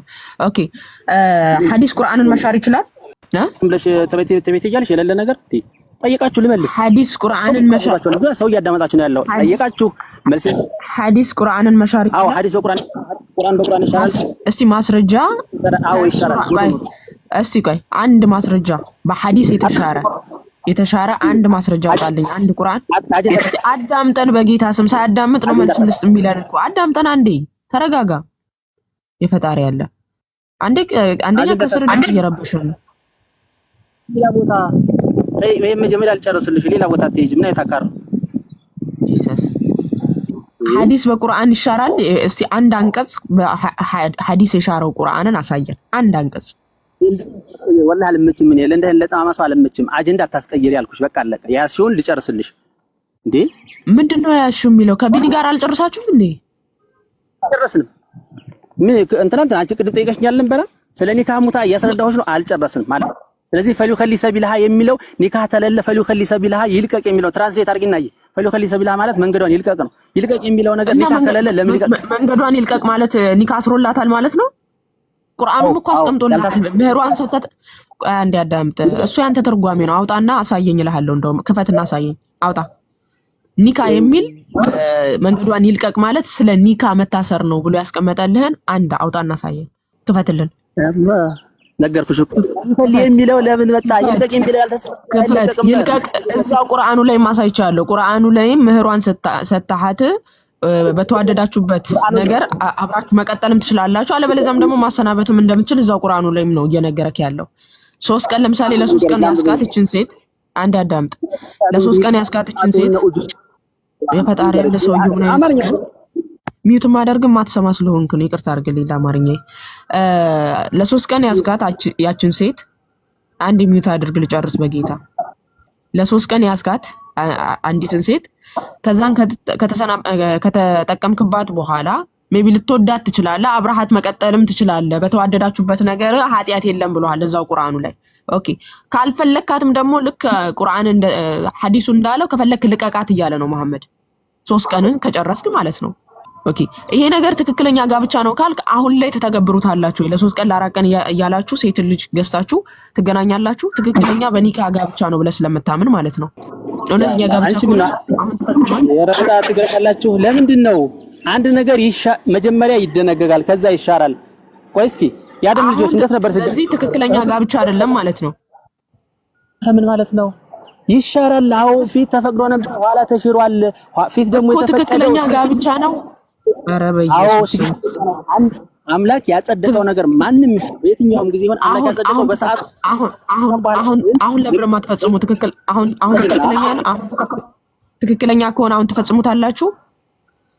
አንድ ዘልጤ ማለት በጥያቄ ብሎ ላስረዳሽ ነው እንጂ አጀንዳ መቀየር አይደለም። በነገራችን ላይ እንዳትጠይቀኝ። አሁን ትፈጽሙታላችሁ ወይ? አሁን ትፈጽሙታላችሁ? ለምን ማትፈጽሙት? ተሽሯልን ፈረኛ አይገባሽ? ተሽሯል የሚለው ላይ እንመጣለን። ለምንድን ነው የተሻረው? ትክክለኛ የኒካ ጋብቻ አሁን አንተ ሚስትን ስታገባ በኒካ ነው ያገባ። ትክክለኛ ጋብቻ ከሆነ ለምንድን ነው የሻረው? አላህ በፈለገው ሰዓት የፈለገውን ነገር ይደነግጋል። ለምንድን ነው የተሻረው? ትክክለኛ ጋብቻ ከሆነ ለምንድን ነው የተሻረው? እውነተኛ በኒካ ጋብቻ ከሆነ የነገርኩሽ ነው። አወለል አምረ ሌላ ችግር ነበረ። ሌላ ችግር ስለነበረ የዛን ጊዜ በተለያዩ ምክንያቶች ችግር ስለነበረባቸው የዛን ጊዜ ተፈቅዷል። ስለዚህ በዛን ሰዓት የተፈቀደ ስለዚህ አሁን አንድ ሚዩት አድርግ። አንዴ በደንብ አስተውሉ። አንዴ ተሽሯል አለን። አሁን መሻሩን አለመሻሩን ተመልሰን እናየዋለን። ችግር የለውም። እንዳልተሻረ አሳያለሁኝ። ግን ተሽሯል ሲል ትክክለኛ እንዳልሆነ እኮ ግልጽ ነው። ለምን የተሻረው? ትክክለኛ የሆነ በኒካ ጋብቻ ያልሆነ ነው። በኒካ የሆነ ጋብቻ እንዳልሆነ ስለታወቀ እኮ ነው የተሻረው። የተፈቀደበትም ምክንያት በጦርነት ውስጥ ያሉ ወንዶች ሚስቶቻቸው ማግኘት ስላልቻሉ ነብዩ መጥቶ ሙታአን ተፈቅዶላቸዋል አድርጉት አለን ነው የሚለው ሐዲሱ። ኦኬ፣ የተፈቀደበት ምክንያት በዛ አንፃር ነው። እሺ፣ ሐዲስ ቁርአንን ይሽራል? ስሚ፣ ሌላ አጀንዳ አታስቀይሪ ብያለሁ። ሐዲስ ቁርአንን ይሽራል? ራሱ ሽረት ነው። ራሱ ሰቢላ ማለት አው ይሽራል። ማስረጃ ሐዲስ ቁርአንን የሻረበትን አንቀጽ አውጥተህ ታሳየናለህ። የትኛው አንቀጽ ነው? የሱራ 424 አሁን ያንተ ሐሳብ ነው። ከዛ ውጪ ሐዲስ ቁርአንን የሻረበት አላህ በሐዲስ ቁርአንን የሻረበትን አንቀጽ አጀንዳ ለማስቀየር አይመችም። እኔ በዛ አይነት መልኩ አልመችሽም ፈጽሞ። በቃ አለቀ። ፈሊው ከሊሰቢላ የቱ ጋር አስሬ ደጋግምብናል። እያወራ ነው የጨረስነውን ነገር አስሬ ደጋግምልናል። እሱን ደጋግመው በይተ ችግር የለብኝም። አሁን እየጠየኩ ያለሁት ሐዲስ ቁርአንን የሻረበትን አንቀጽ አውጣና ሳየኝ። ባይቻው እንደዚህ ማትግባቢ ከሆነ ምነግርሽን ነገር ማትወስጂ ከሆነ ተይው። ፈሊው ከሊሰቢላ ማለት ማሳየት አትችልም። አትሰማም እንዴ? ምን አይነት ሰው ነው? ሐዲስ ቁርአንን የሻረበትን አንቀጽ አሳየኝ።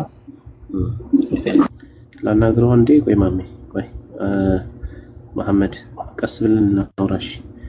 ምንድነው የምትለው? ማይክን አንሳና፣ ማይክን አንሳ። አስሬ እየደጋገመ ነው። ሐዲስ ቁርአን ይሽራል ያለበትን ብቻ ቀጥሉ። ቢኒ ሰዓታችን ከሆነ አይ፣ ቆይ እዛ ጋር ያልጨረሰው ነጥብ ካለ ችግር የለም። እሺ፣ ምንድነው እዛ ጋር ያልጨረስከው ነጥብ አለ? ቅድም ነው ባወራሁት። አዎ፣ ኒካ እንዳለ መጀመሪያ ተስማሙ። ቆይ እሱን በማስረጃ ታመጣለች።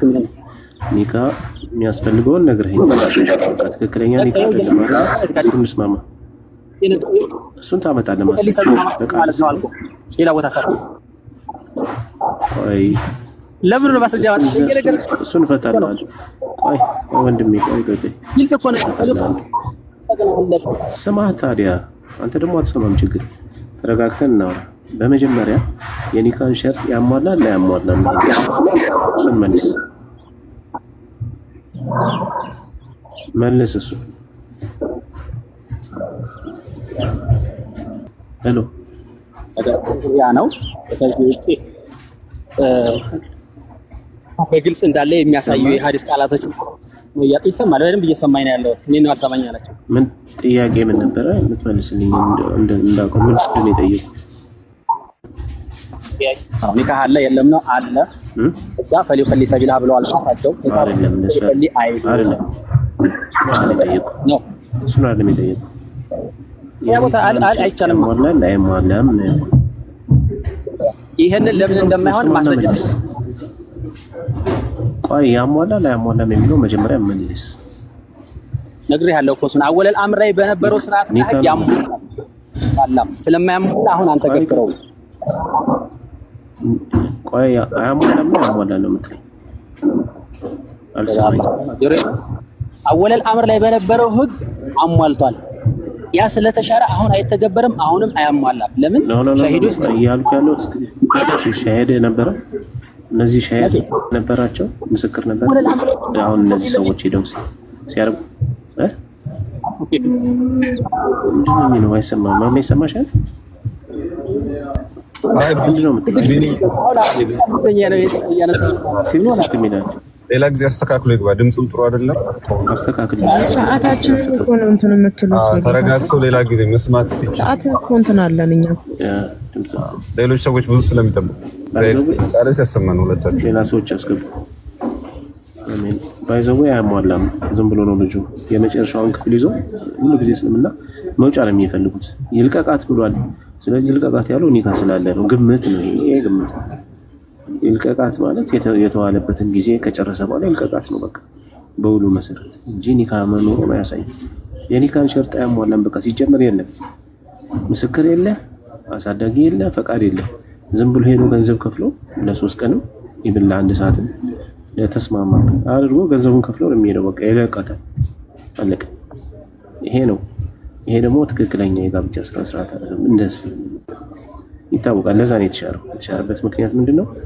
ጥሩ ስላልሆነ ለእንትንም ነው ጦርነት ላይ አልተሻረም። ማን ይሻረው? ወንዶቹ ራስ አይ አዲስ እንደሚለው ነው።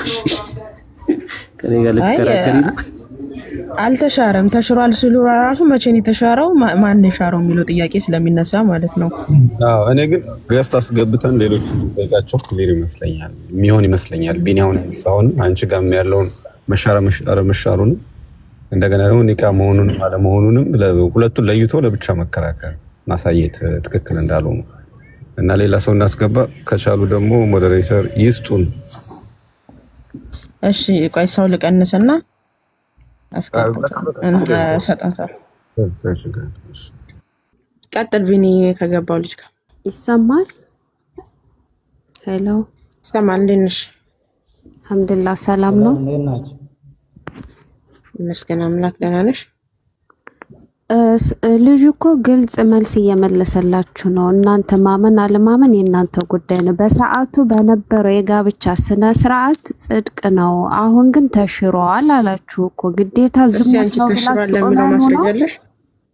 እኔ ልከራከር ስለኝ እኔ ተሽሯል አልተሻለም ለሚለው ብዙ እውቅና የለኝም። ግን ልጁ ስለዚህ እውቀቱ ከሌለሽ እታች ሆነሽ አዳምጪ። ለምን አስረዳችኋት? ትክክል ሲወራ መስማት አትፈልጉም? ማማዬ እኔ ሁሌንም አዳምጥሽ እስከዛሬ ሳምንቱ ታች ወርደሽ ታፍታባ አድርጊ። ኦኬ አለሽ አረብኛ ጽሑፍ ያደረከው ሰላም ላንተ። አልገባችሁም? ለራሳችሁ የሚወራው ራሱ እኮ ሳይገባችሁ ነው እንትን የምትሉት። ኒካ ነው የሚለውን አምጣ ማስረጃ። ልጁ አላመጣ ማስረጃ። ከቁርአን አሳየን፣ ከሐዲስ አሳየ ነው። ተሽሯል ለሚለው እንኳን ማስረጃ የለውም አይደለም እንትን ለሚለው ማለት ነው። እሺ ሰላም ላንተ ይሁን። ሰላም አላችሁ። እንዴት ናችሁ? ይመስገን አምላክ። እንዴት ነህ? አልሐምዱሊላህ። ያው ልጁ በትክክል መልስ ሰጥቷችሁ ነበረ። ለምንድን ነው አልተቀበላችሁ? የኔ ጥያቄ እሱ ነው። ጽህን ጮክ አድርገህ አይሰማም። መሐመድ በትክክል መልስ ሰጥቷችሁ ነበረ። ለምንድን ነው አልተቀበላችሁ? እሱ ጋር ጥያቄ አለ። አንተም ተመሳሳይ ነህ። ፈጣሪ እስቲ ምንድነው መልሱ? አሁን እስቲ እንጠይቀው። እስቲ ልጁ ያብራራበትን እስቲ ሰምተሃል? ከሰማው እስቲ ግልጽ አድርግልን። ሰምተሃል ብዬ አስባለሁ። እስቲ ምንድነው ያለው? በጊዜው በሰዓቱ ይሄ እንትን ነበረ ማለት የአዋላል አምር ላይ ማለት ነው። እስልምና በጅምር ላይ ድምፅህን ትንሽ ጮክ አድርገው ወንድማችን። ጾም ስለሆነ ነው። አትሰሙም እኮ አይሰማችሁም? አረ በደንብ እያወራሁ። እሺ ቀጥል። መጀመሪያ ኒካ የሚባለው ነገር ራሱ የተደነገገው መቼ ነው?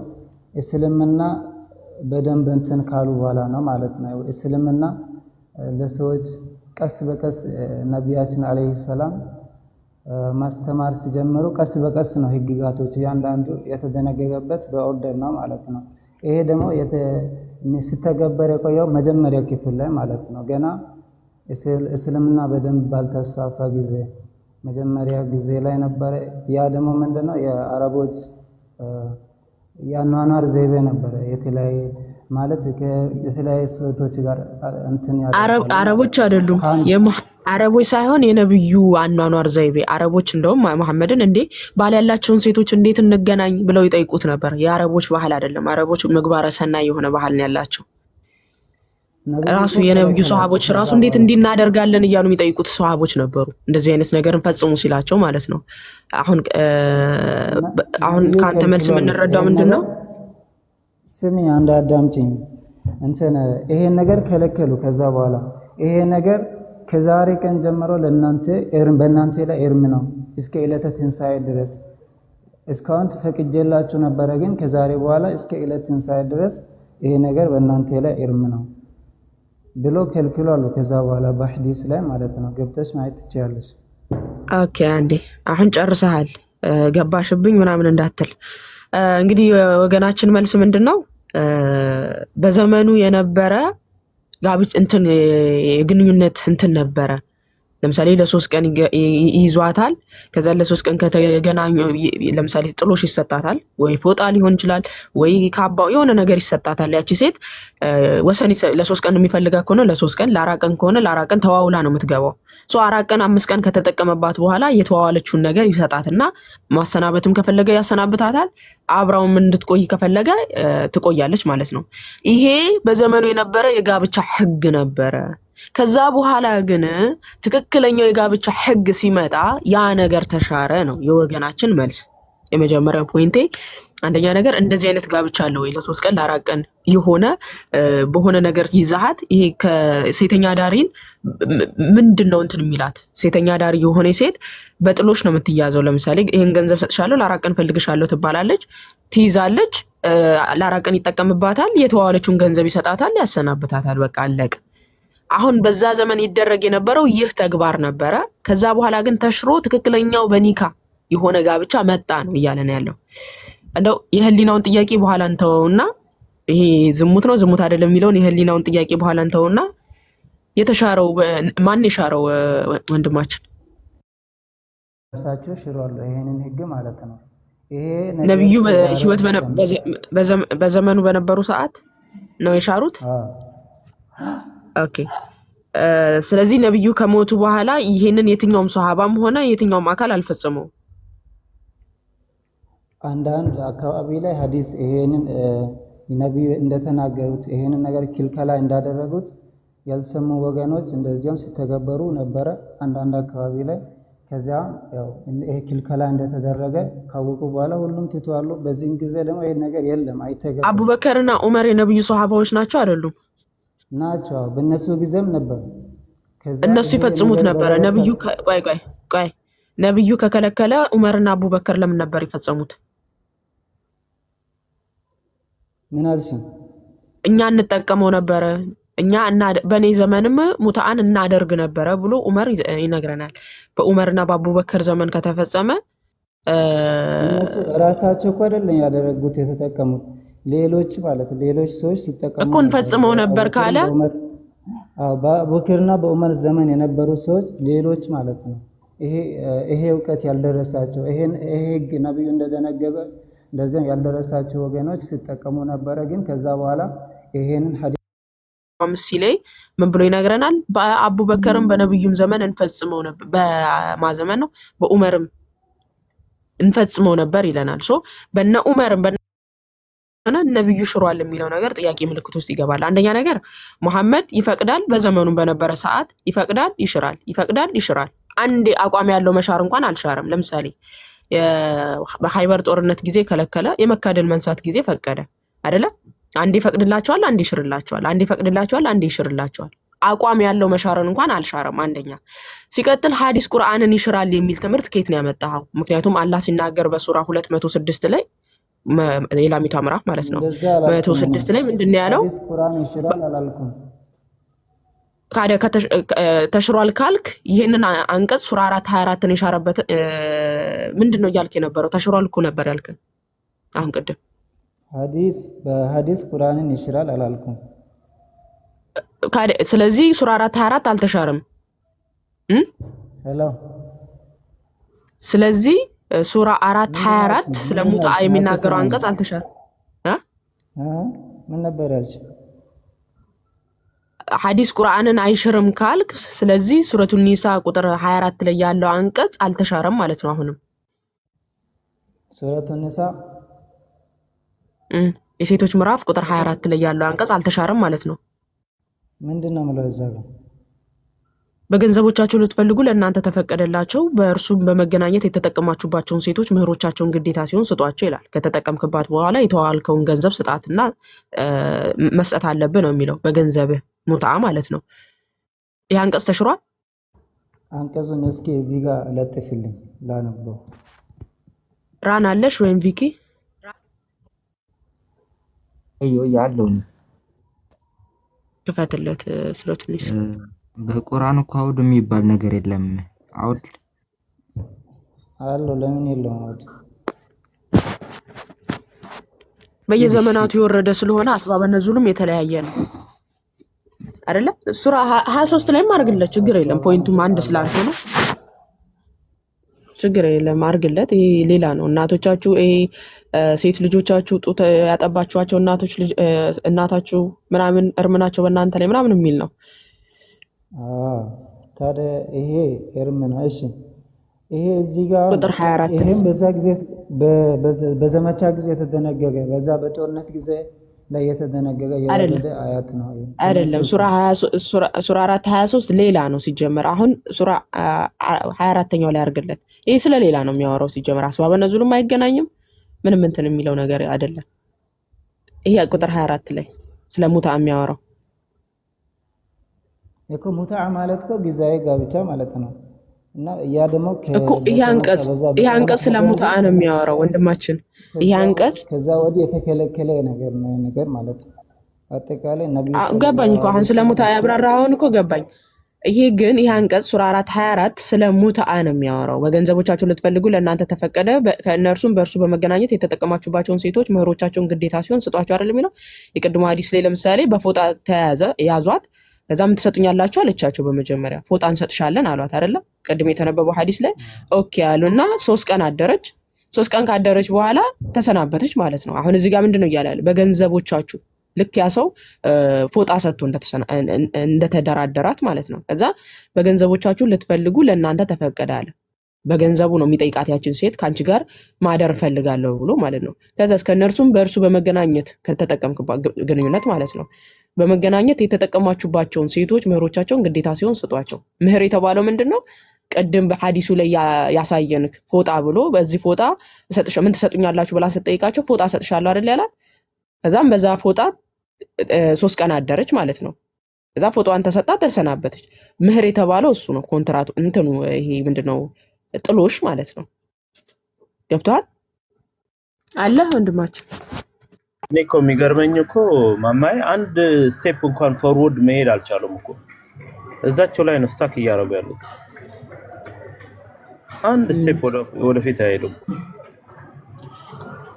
ተሽሯልም ሲሉ አንደኛ ከራሳቸው ጋር ነው የሚጋጩት። ምክንያቱም አላህ አንቀጽን እሽራለሁ ብሎ ሲናገር ሱራ 206ን ክፈትልን እስቲ ቪኪ። አላህ አንቀጽን ለመሻር ሲፈልግ እንዴት መሻር እንደሚችል ራሱ አላህ ይናገራል። ምን ብሎ?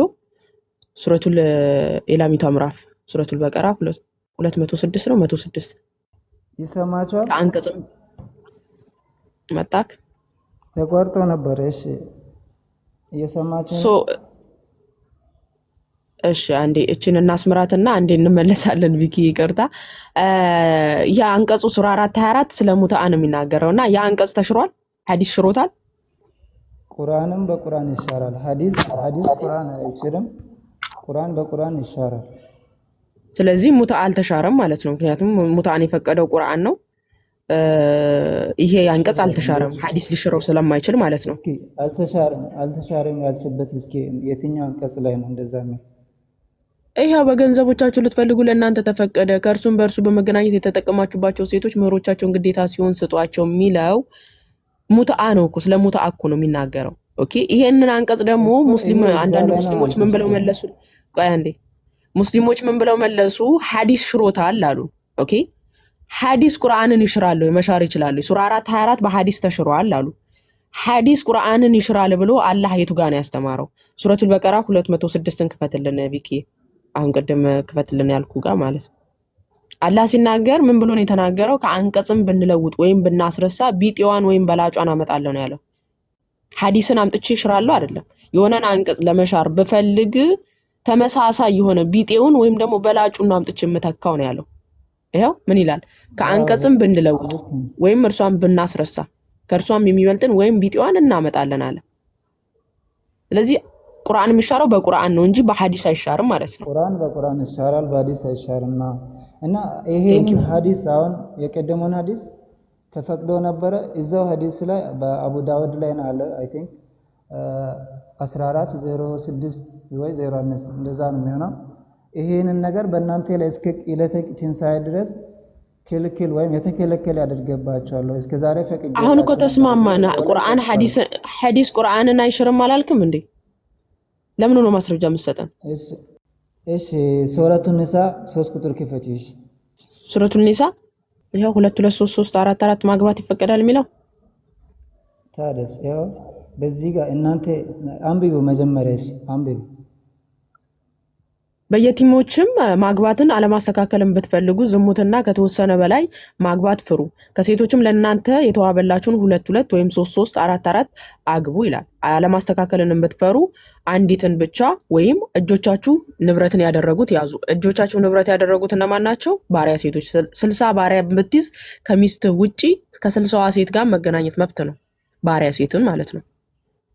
ንብረት ያደረጓቸው ምንድናቸው? በምርኮ የተያዙ ሴቶች። በዛ ጊዜ ነበር።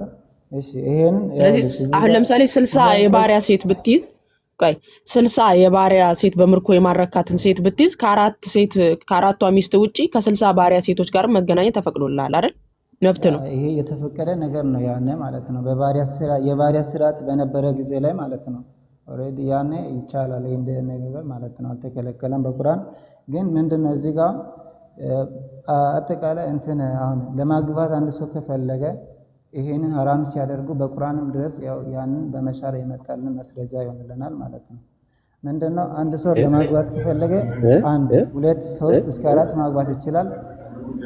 ለማስተካከልን ከፈራ አንድን ብቻ ይዞ ቁጭ ይላል ማለት ነው። ወንድም ቆይ ለቂ የሆነ መስረጃ ነው ማለት ነው። ወንድም ሱረቱ ኒሳ ቁጥር 3 ሱረቱ ኒሳ 24ን ሻሮ ነው የምትለው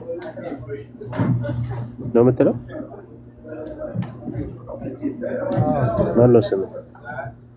እሺ ማስረጃ የትኛው ነው ቀድሞ የወረደው? ሱረቱ ኒሳ 3 ነው የወረደው ወይስ 24 ነው የወረደው? ወንድም እስኪ አንተ ያምጣ ማስረጃ ቀድሞ የትኛው ቀድሞ እንደወረደ የት ነው ቀድሞ የወረደው? እየጠየቁ እኮ ነው። የትኛው ነው ቀድሞ የወረደው? ይሄ በኋላ ላይ የወረደው አንቀጽ ነው ማለት ነው። 24 ቆይ ያንንም ክልከላ ሲያደርግ ማለት ነው። አጠቃላይ ሴቶችም ስንት ማግባት እንዳለባቸው ማስረጃ ታመጣለህ ግን ኧረ ተው ይሄኛው ያኛው ስለሙታን የሚያወራው ይሄኛው ደግሞ ስለ ትክክለኛ ኒካህ ነው የሚያወራው። በነገራችን ላይ የተለያየ ነው። ግን አንተ ቀድሞ የትኛው ነው? ስለ ቁርአን ታውቃለህ? 3 ነው ቀድሞ ስለ ቁርአን ታውቃለህ? ካወቅ እስኪ ማቀው ነው ያለው ሱረቱል ኒሳ ላይ 24 ሌላ ጥያቄ ነው ያመጣልኝ። ቆይ ሌላ ጥያቄ ትጠይቀኛለህ። ችግር የለም። ቀድሞ የወረደው የትኛው ነው? ሱረቱ 3 ነው ወይስ 24 ነው ቀድሞ የወረደው? አንተ መረዳት በሱረቱ ኒሳ 3 ቀድሞ ነው የወረደው ማለት 3 ነው ቀድሞ የወረደው ማለት ነው። ቀድሞ የወረደው አይደለም በኋላ ነው የወረደው ያንን ሲሽር ነው የወረደው ማለት ነው። በኋላ ነው ቀድሞ ነው የወረደው ካለ በኋላ አየህ እንደማይሽር ሲገባው በኋላ ነው የወረደው። እንዴት በኋላ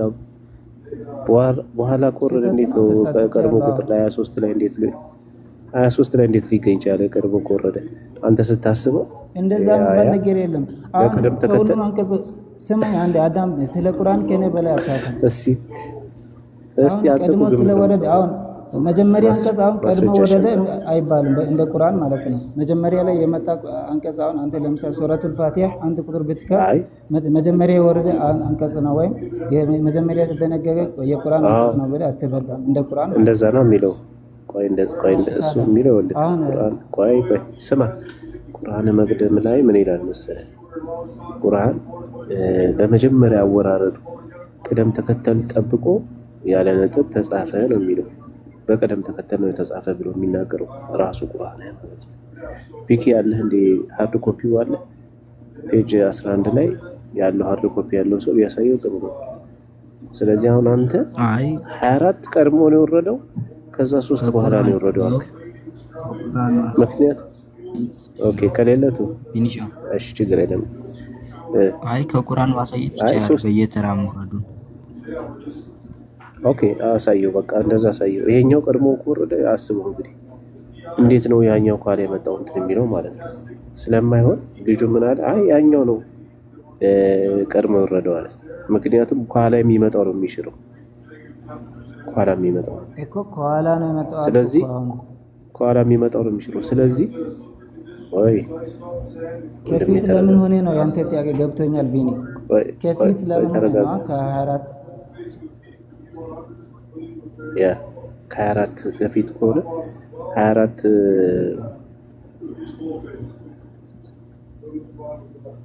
ይሄ አሁን ቁርአን እንደዛ አይደለም የምንረዳው ማለት ነው። አንድ አንቀጽ መጀመሪያ ስለተወረደ በአንደኝነት አይቀመጥም። ገብቶሃል አይደለም? ታክቶታል ማለት እኮ ማስረጃ ማምጣት በቃ አሁን ማስረጃ ክፈትና አሁን የዚህን ተፍሲሩን ይሄኛው ክፍል ነው ይሄን የሻረው የሚል ታመጣለህ ማለት ነው። አሁን እንደዛ ብለህ ታመጣለህ። ነገር የለም በሰዓቱ አስተምሯሉ እንደተከለከለ ደግሞ በሐዲስ ላይ ተናግሯል። ግልጽ በሆነ ቃል ማለት ነው። ታደስ ከዚህ በላይ ምን ማስረጃ? እሱንማ ተስማማን እኮ አዲስ እንደማይከለክል ከማማይ ጋር ጨርሰህ መጣ። እሺ ድምጽ እንዳይገባባችሁ እዚህ እንትን ላይ ስለሆንኩ ነው። እሺ ትንሽ ቆይቼ አወራለሁ። እሺ የመጀመሪያው ደረጃ ወገናችን አንደኛ ምን ብላኛል ለኔ ሐዲስ ቁርአንን መሻር አይችልም አልከኝ። ኦኬ በጣም ጥሩ። ሐዲስ ቁርአንን መሻር ካልቻለ ሱራ 4:24 ላይ ያለውን አንቀጽ ደግሞ ሐዲስ ካልሻረው አሁንም የሚፈጸም ነገር ነው አልተሻረም ማለት ነው። ስለ ምን ብለህ አመጣ? ሱረቱል ኒሳ ቁጥር 3 ላይ ያለውን 2 2 3 3 4 4 ማግባትን ተፈቀደላችሁ ለማስተካከልን ብትፈሩ አንዲትን ብቻ እጆቻችሁ ማግባትን ከቻሉ እጆቻችሁ ንብረት ያደረጉ ማስተዳደር የሚችሉ ከሆነ እሺ አዳምጥሽ እጆቻችሁን ንብረት ያደረጉትንም የሚለውን አንቀጽ አመጣልኝ። አንደኛ ይሄ አንቀጽ የዚህን አንቀጽ ሊተካ ነው የመጣው ብለህ ስትል ሱረቱል ኒሳ ቁጥር 24 ላይ ያለው አንቀጽ መቼ ነው የወረደው? ከቁጥር 3 ላይ ካለው አንቀጽ ቀድሞ ነው ወይስ ከኋላ ነው የወረደው ሲለ የመጀመሪያ የወረደው ቁጥር 3 ላይ ያለው አንቀጽ ነው አይደል? በመጀመሪያ የወረደው የቱ ነው አልከው? መልስልኝ። በመጀመሪያ የወረደው በ24 አንቀጽ 24 ላይ ያለው ነው። አንቀጽ 4 ላይ ያለው ወርዶ ነው ቁጥር 3 ላይ ከዛ በኋላ የወረደው? ማስረጃ አምጣልን እስኪ። የመጀመሪያው ይሄ ሱራ 4 ቁጥር 24 ከቁጥር 3 ካለው ዘሎ ነው 24 ጋር ያወረደው አላህ አንድን ሁለትን ሶስትን ሳያወርድ በፊት? እንደዛ የሚባል ነገር የለም አልኩሽ እኮ በቁርአን ላይ። ቁርአን መጀመሪያ ስለወረደ በአንደኝነት የሚቀመጥበት አንደኛ ማስረጃ የለም። ባይዘው ወይ ማስረጃ ራሱ የለህም። ማስረጃ ይሄ አንቀጽ ይሄንን ሊሽር ነው የመጣው የሚለው በራሱ ማስረጃ የለም። ለምን ልክኛ ሱረቱል በቀራ 256 አንድ ጊዜ መሻር ማለት እንዴት እንደሆነ ላሳየ። ሱረቱል በቀራ 256ኛው አንቀጽ በሱረቱል ተውባ ቁጥር 5 ላይ ባለው አንቀጽ ተተካ ተብሎ እንደሚታመነው አስባበ ነዙሉ ይሄ አንቀጽ በዚህ አንቀጽ ተተካ ብለው ተፍሲራቶቹ እንዳብራሩት አንተም አሁን ይህ አንቀጽ ቁጥር 3 ላይ ያለው አንቀጽ ሱራ 4:24ን ሽሮ ሊተካ የመጣ አንቀጽ ነው ብሎ ያብራራ አንድ ኮሜንታሪ ያውጣና አሳየን። ቃሉ እኮ ግልጽ ነው ማለት እሱ ያንተ ማብራሪያ ነው። እንደ እስልምና መጀመሪያ እንደ አረቦች አኗኗር ዘዴ እንደፈለጉ ሴትን ያገቡ ነበረ። እንደፈለጉ አሁን እሱ ወንድማችን እንትን ያደርጉ ነበረ ይተኙ ነበር። ግን ከዛ በኋላ ያው አላህ በዚህ ቁርአን አያት ላይ ከቻላችሁ 1 2 3 እስከ 4 ማግባት ትችላላችሁ፣ በመካከላችሁ ማስተካከል ካልቻላችሁ አንዲትን ብቻ አግቡ ብሎ ደንግጎልናል። ግልጽ እኮ ነው። እሺ አዳምጣ። አሁን እሱ ቆይ አንዴ ማብራሪያ ያስፈልገውም እሱ አሁን ያንተ አስተሳሰብና ያንተ አረዳድ ነው። እንደ እስልምና እንደ አስተምሮት ነው መልስልኝ እያልኩ ያለሁት። አስተምሮት ዑለማዎች ይሄ አንቀጽ የወረደው ይሄንን አንቀጽ ሊተካ ነው ብለው ያብራሩበት ልክ ሱረቱል በቀራ 256ኛው አንቀጽ ተሽሮ በሱረቱል ተውባ 5 ላይ ሲተካ ዑለማዎች ምን ብለው አብራርተዋል? ይህ አንቀጽ የመጣው ያንኛውን ሱረቱ የላሚቷ ምዕራፍ ሽሮ ነው ብለው እንዳብራሩት አንተም ደግሞ አሁን ይሄ ሱራ 24 ላይ ተሽሮ በቁጥር 3 ተተክቷል ብሎ ያብራራ ኮሜንታሪ አምጣ። አለበለዚያ ግን እሱ ያንተ ማብራሪያ ነው የሚሆነው። የትኛው ሙስሊም አያምንም ባይዘው ሌላ ሙስሊም ባስገባለ እዚሁ ጋር አጋጫለሁ ከሌላ ሙስሊም ጋር አስገብቼ ማለት ነው። አያምኑ ይሄ አንቀጽ በዚህ አንቀጽ ተሻረ ሐዲስ ሽሮታል ብለው ነው የሚያምኑት ይልቁኑ። አንተ ደግሞ ሐዲስ ቁርአንን አይሽርም ብለህ ነው የምታምነው የተለያየ እምነት እንጂ ሱራ 4:24 በቁጥር 3ኛው አንቀጽ ተሽሯል ብለው አንድም ሙስሊም አያምንም። የትኛው ሙስሊም በሐዲስ ነው ተሽሯል ብለው እንደውም የሚከራከሩ። አንተ ደግሞ ያንን አታምነው። ታስገባል ወይም ደግሞ ማስረጃ ስጠን። ባይዘው እዛው ቁጥር 3 ላይ ያመጣው ቦታ ጋር ራሱ አደጋ ላይ ነው የሚጥለው። ምንድነው አደጋ ላይ የሚጥለኝ? ግልጽ ነው እኮ አልኩሽ። እሺ ምንድነው አደጋ ላይ የሚጥለው?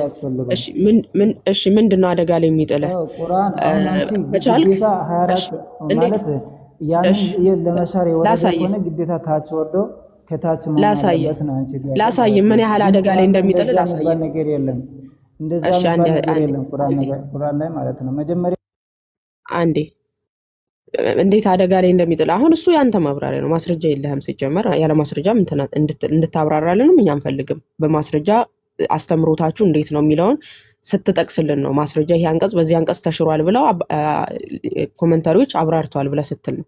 እንደውም እኮ ለአንተ በጣም እድል እየሰጠን ነው። እኔ አንድ መጽሐፍ ቅዱስ ጠቅሰስ የአባቶች ምን አሉ ብትለኝ እንደው እንዴት ደስ እንደሚለኝ ማለት ነው። የራሴን ትርጓሜ ሳይሆን የምነግርህ የቤተ ክርስቲያኔን መልስ ነው የምሰጥህ። የአባቶችን የኮሜንታሪዎችን መልስ ነው የምሰጥህ፣ የራሴ ማብራሪያ ሳይሆን። እንደውም እኮ አንተን እየጠየቅኩ ያለው የአባቶች መልስ ምንድነው? እድል እየሰጠው እኮ ነው። እስቲ እምነት አስተምሮት ምንድነው? አንተ የራስን መረዳት ነው የምትነግረኝ። ይሄ አንተ አረዳድ ነው ከተፍሲር አሳየኝ ነው እያልኩ ያለሁት። ግን ቁጥር 3 ላይ ማስረጃ ብለህ ስታመጣ እዛ ቁጥር 3 ላይ ምንድነው የሚለው?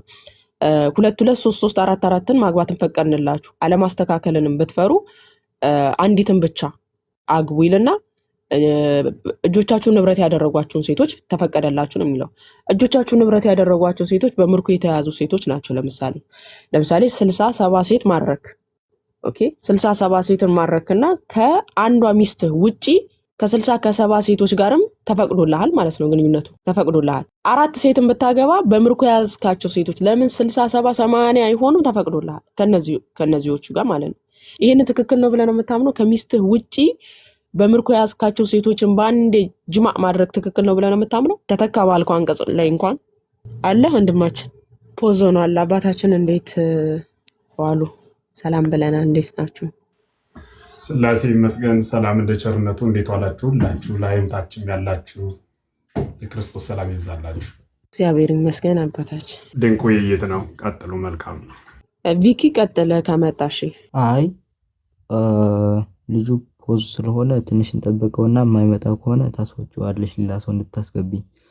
እኛ ቆይ ሙስሊሞች ጋር ውይይት ይደረግና የምናነሳቸው ነጥቦች ይኖራሉ ከገደቡ ጋር ተያይዞ ምናምን ሙፈሲሮች ያሏቸው ነገሮች ስላሉ በተለይ ወደ ባርነት መግባት ይሆንብናል። ባይሆን ስለ ነሱህና መንሱህ እሱ ራሱ ግራ እየገባቸው ነው። የትኛው አያ የትኛውን እንደሚነስህ ወይም እንደሚሽር ተሽሯል ብለው ስለሚያምኑት ያንን አተኩረን በኋላ ምናልባት የሆነ ነገር አሳያችኋለሁ። እሺ እዚህ ቤት እንዴት አላችሁ? እንዴት አደራችሁ? ራን እንዴት ነሽ? ኡስታዝ እንዴት ናችሁ? ልጁ ግን ምንድነው ያለው? ሱራ 4:3 ከሱራ 4:24 በፊት ነው የወረደው ነው ያለው። ያ እንዴ በየትኛው ምንድነው ማስረጃው? ሲጀመር አንድም እኮ ሙስሊም 4:24 በቁርአን ተሽሯል ብሎ ያምንም። ሁለተኛ ነገር ደግሞ ሱራ 4:3 እና ሱራ 4:24 እኮ የሚጋጭ ወይንም የሚሻር ነገር አይደለም። ለምሳሌ አንድ ሰው ሚስት ቢያገባ አንድን ሴት ሚስት ቢያገባና ከሷ ርቆ ቢሄድ ከሚስቱ ርቆ ቢሄድ ደግሞ ለሶስት ቀን ከሌላ ሴት ጋር ወደ ሚስቱ ይመለሳል። ይሄ ሁለቱ ራሱ እንዴት እንደሚጋጭ ቢያስረዳሽ እኮ ጥሩ ነበር። ሱራ 4:24 ላይ የቻላችሁ 2 2 3 3 4 4 አግቡ ነው የሚለው። ያልቻለ አንዲትን ብቻ ይልና ወይንም እጆቻችሁ በምርኮ ያዟቸው ወይ ደግሞ ባሪያዎቹን ይላል። 4:24 ላይ ደግሞ በገንዘቦቻችሁ ይላል። ያ ከሚስቱ ርቆ ከሄደ ለምሳሌ ከሚስቱ ለ1 ወር ወይንም ለ2 ወር ለጦርነት ምናምን ሲሄዱ ነው የተፈቀደው። ሲሄዱ ሚስቶች እኮ አላቸው። እነዚህ ሰዎች ሚስት እኮ አላቸው። እንደገና ደግሞ በኮንትራት ለ3 ቀን ሌላ ሴት ይይዛሉ። ይሄ ደግሞ ሌጋል ነው ይላል። ቅድም ኒካህ ነው እያለ ነበረ። ኒካህስ ቢሆን ወይንም ጋብቻስ ቢለው ይለዋል እኮ ዘዋጅ ማለት ጋብቻ አይደለ? ዘዋጅ አልሙታ የሚባለው ጋብቻ ማለት አይደለ? ጋብቻ እኮ ይለዋል። ግን እንትን ይሄ ፔሪድ አለው የሆነ ሊሚት የሆነ ፔሪድ አለው ለ2 ቀን ወይ ለ3 ቀን ያስቀምጡታል ማለት ነው። ይሄን ጋብቻ ካሉት እኮ እኛ እንቀበላለን። በእስልምና አሁን ዓለም ላይ ያለው አንዲትን ሴት በሰዓት በቀን ለ2 ቀን ለ3 ቀን አብረን እንሁን ከ3 ቀን በኋላ እንለያያለን ገንዘብሽን ከፍልሻለሁ ይሄ ጋብቻ ነው ካሉ እኮ አሁንም ዓለም ላይ እነዚህ ስለምን እንትን የለውም ላይክ ተዋውለዋል እኮ አይደለ? አንዲትን ሴት ዓለም ላይ የሚይዞ ሲሄድ እኮ ወይም አንድ ወንድ ጋር ስትወጣ እኮ ትዋዋላለች፣ ውላላቸው እከፍልሃለሁ ወይ እከፍልሻለሁ ብሏት ተዋውለው ለ2 ቀን ለ3 ቀን ብሯን ከፍሎ ነው የሚሸኛት። ጋብቻ ካላችሁት እኛስ ምናን ጋብቻ ነው እሺ፣ ጋብቻ ብለን እንቀበል። በእስልምና ግን ለ1 ሰዓት ለ2 ቀን ለ3 ቀን አንዲትን ሴት ተከራይቶ ኪራይ ነው የኪራይ ጋብቻ። ከ3 ቀን በኋላ ግን ይለያያሉ። ያ ደግሞ ሱራ 4 ቁጥር 24 ላይ አለ። ኢብኑ ከቲርን ሄዳችሁ ብታዩት ተፍሲሩን ይሄ የቁርአን ያወረደበት ለሙትዓ ማረጅ ነው ብሎ ነው ያስቀመጠው። ለኮንትራት ጋብቻ ነው ብሎ ነው ያስቀመጠው። ያው እንትኑ ሐሳቡ ሊተራል ስትጠራው ስድብ ወይም ብልግና ሆኖ አይደለም። በርግጥ ኪራይ የሆነ ነገር እንግዲህ ዝሙተኛ የሆኑ ሴቶች የምንቃወምበት ስለሆነ ነው። ለምሳሌ የአንድ ሴተኛ አዳሪ በገንዘብ ተገዝታ ለ3 ቀን ለ4 ቀን አይነት ነገር ነው አይደል? ዝሙት ነው የምንለው። የምንቃወመውም ዝሙት ስለሆነ አይደል? ይህም ደግሞ በእስልምና ውስጥ ካለ እንግዲህ ለእኛ ዝሙት ነው። ኦፍኮርስ ይህ ዝሙት ነው። ምክንያቱም ቀን ወስኖ ለ3 ቀን ለ4 ቀን እፈልግሻለሁ ከዛ እኔን ሰጥቼሽ አሰናብትሻለሁ።